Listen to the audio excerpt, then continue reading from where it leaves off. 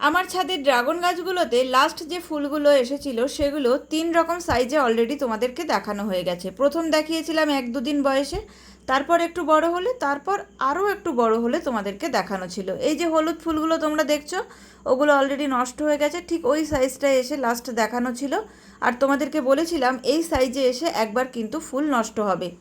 তারপরে যখন একটু বড় হয়ে যাবে, মানে এখন যে ফুলগুলো তোমরা দেখছো যে সাইজটা হয়েছে, এই সাইজের পর কিন্তু সাধারণত ফুল নষ্ট হয় না, আমার গাছেও নষ্ট হয় না। ফুল ফোটার পরও কিন্তু একটাও ফুল নষ্ট হয় না।